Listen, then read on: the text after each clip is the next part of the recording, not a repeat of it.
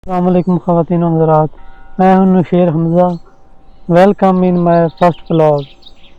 जैसा कि हम सब इंसानों को पता है कि चाहे हम जितनी तरक्की कर लें, जितनी बिल्डिंगें, चाहे जो मर्जी आसाइशें अपने लिए बना लें, लेकिन एंड पे हमारे जहन में यही आता है कि यार किसी खुली हवा में जाएं, कोई कुदरती चीज़ें देखें जिससे जहन को सुकून मिले।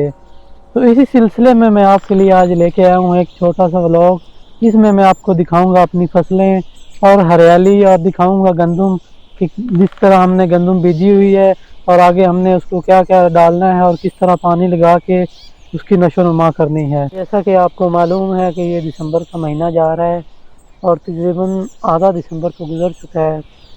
इस गंदम को लगाए तकरीबन 20 से 25 दिन हो गए हैं। आज हम इसको पानी लगाएंगे और साथ में खाद डालेंगे जिससे इसकी ग्रोथ में इजाफा होगा। गंदम के साथ ये हमने भैंसों का चारा लगाया हुआ है। आपको मालूम तो है, ज़्यादातर बंदा जहाँ से भी दूध खरीदे तकरीबन ना खालिस ही मिलता है, उसमें और कुछ ना हो, पानी तो लाजमी डाला होता है। इसलिए हमने अपने लिए सिर्फ एक भैंस पाली हुई है ताकि हम अपने घर के इस्तेमाल के लिए खालिस दूध पी सकें।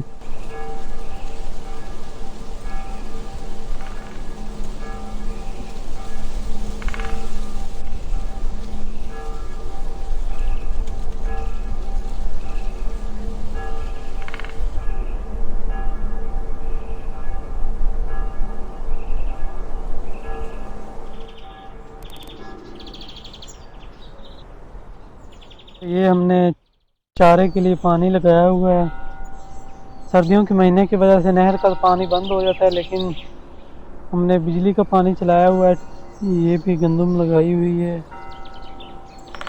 ये आप इसके दरमियान में देख रहे होंगे कि जो लकड़ियों पे शॉपर लगाए हुए हैं, ये किस लिए लगाए गए हैं? तो ये ख़ास तौर पे कौवों के लिए लगाए गए हैं, जो शाम के वक्त आते हैं और फसल का नुकसान करते हैं और फसल में से ज़्यादातर बीज जो है वो खा जाते हैं। इसकी वजह से पैदावार में काफ़ी कमी हो जाती है। इसी के हल के लिए ये शॉपर लटकाए जाते हैं फसल में ताकि वो इससे डर जाएं। ज़्यादातर डरते तो नहीं हैं, लेकिन फिर भी किसान अपनी कोशिश तो करते ही है तो जो फ़ायदा हो जाए। दोस्तों, ये है हमारा ट्यूबवेल जिसे हमने पिछले साल ही लगाया था, जिस पर तकरीबन 2.5 लाख खर्चा आया था।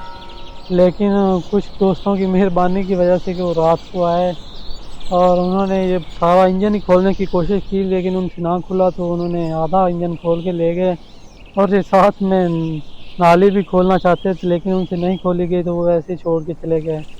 तो अब हम इसे इंशाल्लाह वैसे ही खोल के घर रख लेंगे ताकि आइंदा कोई ऐसा नुकसान ना हो।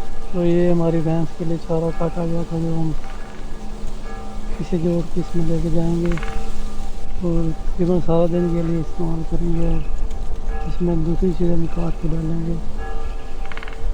ये है वो हमारी लाडली भैंस, से हमने सिर्फ अपने घर के लिए रखा हुआ है और इसका दूध घर में इस्तेमाल करते हैं।